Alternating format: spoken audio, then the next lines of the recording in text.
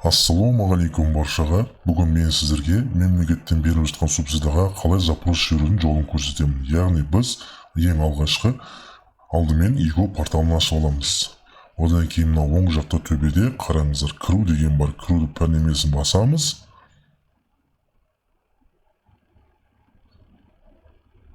Кіру пәрнемесін басқаннан кейін мына жерде қараңыз, ETSK-ны басамыз. ETSK дегеніміз біздің электрондық цифрлық қолтаңба. Мына жерде сертификат таңдаңыз деп тұр. Сертификат таңдаймыз. Бұл біздің ETSP ключіміз. Ауытқыны таңдаймыз. Мына жерге өзіміздің құпия сөзімізді жазамыз.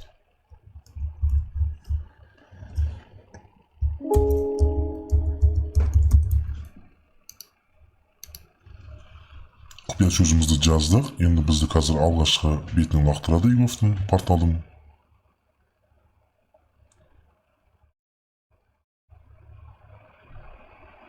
Қараңыздар.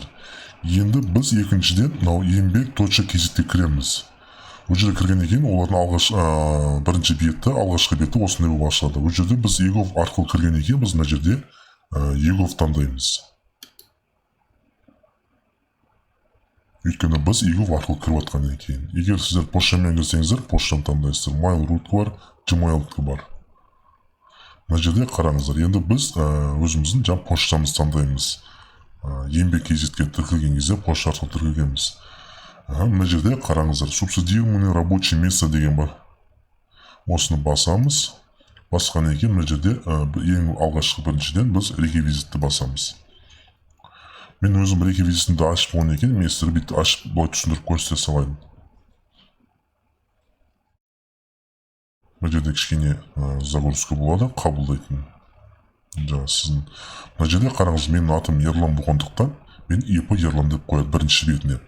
Одан кейін мына жерде қараңыз, 30 деп қойғанымыз бұл біздің ИП-мызға 30 адамға дейін жұмыс істеуге мүмкіншілігі бар деген сөз. Енді 20 қойсаңыздар болады, 10 қойсаңыздар болады. Мен өзі бұл жерде максимальный 30 болғаннан кейін мен 30 деп қоя салдым. Екіншіден мына жерде қараңыз, мен өз ИП-ма басшы есептелгеннен кейін мен басшы деп қойдым. Оның астына орысшасы руководитель деп қоямыз. Одан кейінгісін біздің жаңа фамилиямызды жазамыз. Толық біріншіден толық атымызды, фамилиямызды, атымызды и жаңа тегін жазамыз. Одан кейінгісін орысша қылып жазамыз. Үшінші сөйтіп жазамыз, бірақ кішкене қысқартамыз.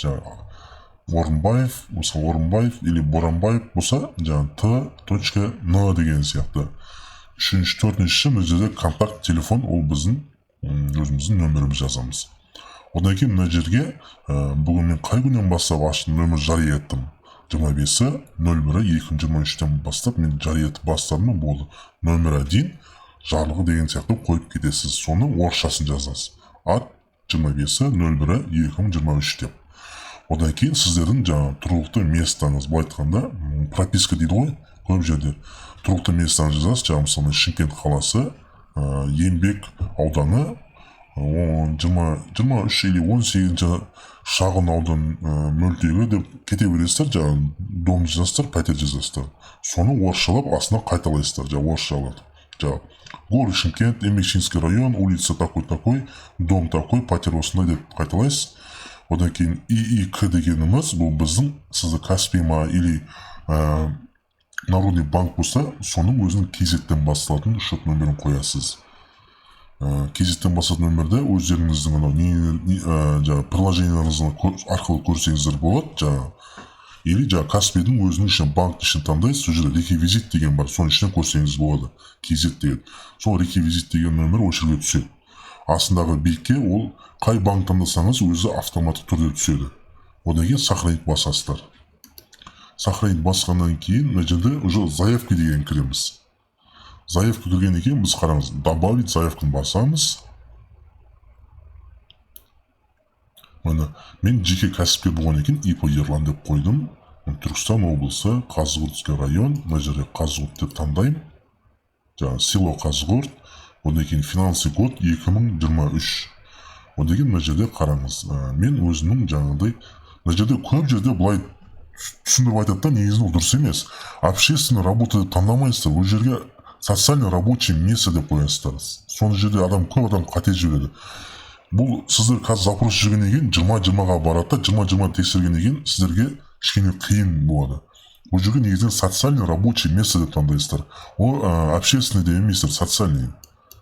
Одан кейін мына жерге қараңыздар, ар жаққа қарап уже сіздер жаңағы өздеріңіздің жаңағы нелерін тересіздер, жаңағы профессияларыңызды. Мысалы, қандай маманға деген сияқты. Мысалы, жерде мен қазір біреуін қоя салайын. Питание деп қойдым. Мына жерге бармен деп қоя салдым. Мына жерге количество место вакансия. Мен 3 адамға аштым. Мына жерде өзі автоматтық түрде тұрады 12 айға. Енді мына жерде қараңыз, размер зарплатамен 100 мың қойдым.